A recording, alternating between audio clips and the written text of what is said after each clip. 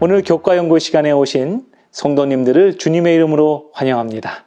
수요일 교과 연구의 주제는 짐승의 정체의 두 번째 시간입니다. 그럼 다 함께 기도로서 교과 연구를 시작하겠습니다. 사랑과 은혜가 충만하신 아버지 하나님, 오늘도 하나님의 말씀 앞으로 저희를 인도하여 주시니 너무나 감사합니다. 아버지, 저희에게 주어진 이 예언의 말씀을 읽을 때에 저희 안에 사사로운 마음을 두지 않게 하여 주시옵소서. 오늘 주님의 성령님을 간구합니다.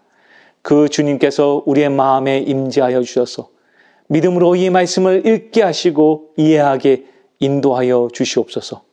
그리하여 세상 끝날까지 함께 하시는 그리스도의 은혜를 만나고 맛보는 귀한 시간 되게 축복하여 주시옵소서. 이 모든 말씀 우리에게 참된 승리를 허락하시는 예수 그리스도 이름으로 간절히 기도드렸습니다. 아멘. 저희는 어제에 이어서 요한계시록 13장에 등장하는 바다에서 올라온 첫 번째 짐승을 함께 연구하겠습니다. 지난 시간 저희는 바다에서 올라온 첫 번째 짐승은 그 이전에 있던 모든 나라들의 성격을 모두 담고 있는 복합적인 정치적이며 종교적인 세력이라고 배웠습니다. 그리고 이제 저희는 그 세력이 갖고 있는 특성과 목적에 관해서 조금 더 깊이 연구하겠습니다. 다 함께 요한계시록 13장 5절로 8절의 말씀을 읽겠습니다.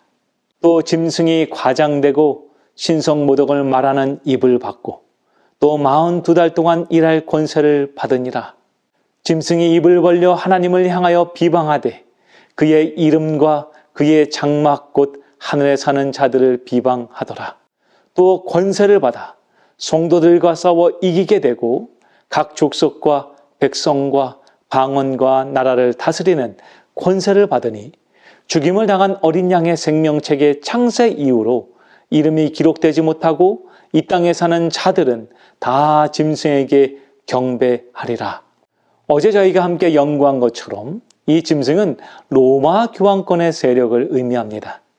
특히 이 짐승은 무려 42달, 즉 1260년 동안 권세를 받아서 하나님의 백성들을 핍박하고 말씀을 변경하며 온 세상에 권세를 누리게 됩니다. 특히 이 짐승은 그 입을 벌려서 하나님과 그의 장막에 거하는 자들을 회방하며 큰 죄를 범했다라고 지금 성경은 이야기하고 있습니다. 여러분, 그렇다면 짐승은 어떻게 해서 하나님을 비방했을까요? 그들이 하나님을 비방하는 방법은 하나님의 품성을 드러내는 그분의 율법을 변경하는 것이었습니다. 가톨릭 백과사전 12권 265쪽은 그들이 변경한 율법에 관해서 이렇게 기술하고 있습니다. 베드로와 그의 후계자들은 교훈이나 금지에 관한 율법을 부과할 수 있는 권세를 가졌음과 아울러 이러한 율법들로부터 면제해주는 권세도 있고 필요하다면 폐지시키는 권세도 있다. 심지어 죄까지라도 용서할 수 있는 권세를 포함하고 있다. 여러분, 얼마나 무섭고 놀라운 권세를 그들이 갖고 있는 것입니까?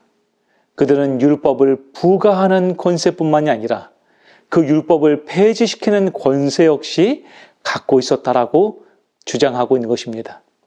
이러한 신학적 배경 하에서 가톨릭 교회는 자신들의 교리 문답과 교리책에서 이 10계명을 변경하는 일을 합니다.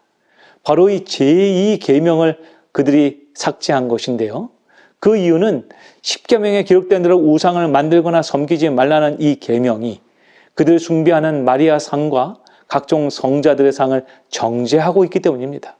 그래서 그들은 제2계명을 삭제하는 대신에 탐내지 말라라는 10번째 계명을 둘로 나눔으로써 10개의 계명을 새롭게 만들었던 것이죠. 또한 그것뿐만이 아닙니다.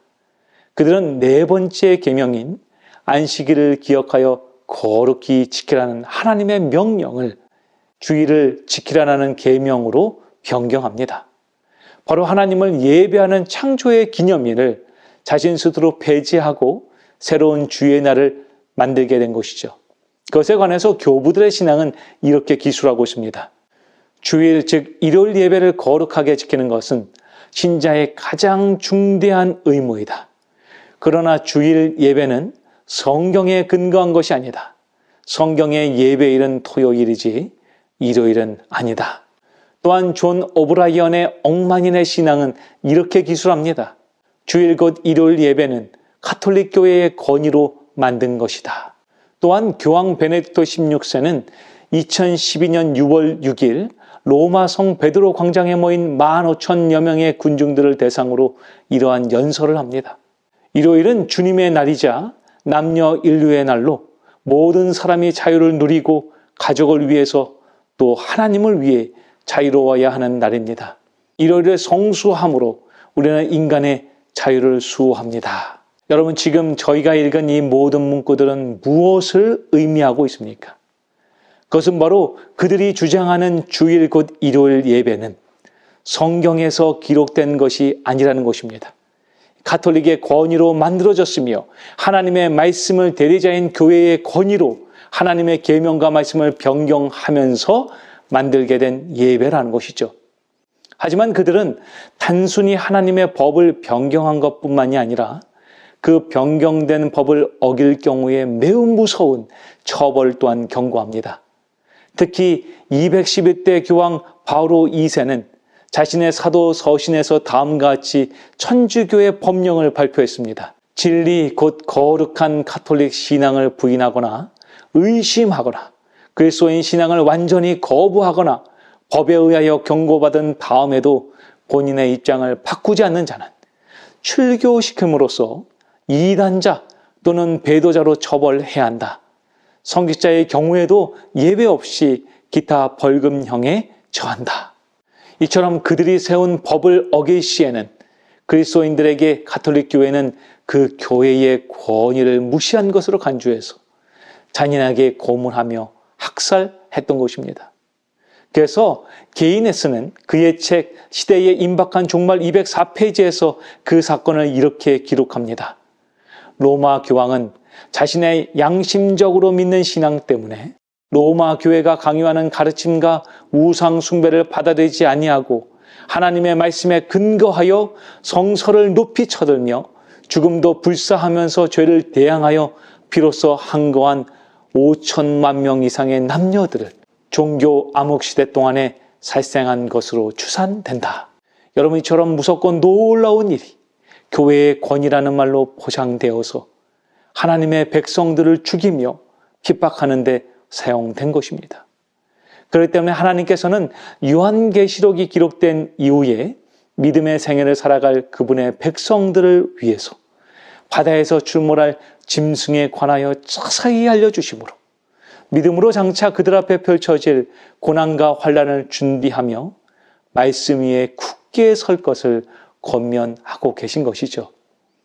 특히 하나님께서는 이 첫 번째 짐승인 교황권을 성도들이 보다 명확하게 알게 하기 위해서 성경에서 무려 7번이나 같은 예언인 1261에 관해서 반복해서 말씀하셨습니다. 그 7번의 기록은 다음과 같습니다. 다니엘서 7장 25절은 말합니다. 성도들은 그의 손에 붙임바 되어 한때와 두때 반때를 지내리라. 다니엘서 12장 7절은 말합니다. 반드시 한때 두때 반때를 지나서 성도의 권세가 다 깨지기까지. 또한 요한계시록 11장 2절은 말합니다. 그들이 거룩한 성을 42달 동안 짓밟으리라. 또한 요한계시록 11장 3절은 말합니다. 그들이 굵은 베옷을 입고 1260일을 예언하리라. 그리고 요한계시록 12장 6절은 말합니다. 그 여자가 광야로 도망하며 거기서 1260일 동안 있더라. 요한계시록 12장 14절은 말합니다. 여자가 뱀의 낯을 피하여 한때와 두때와 반때를 양육받으며, 그리고 요한계시록 13장 6절은 말합니다.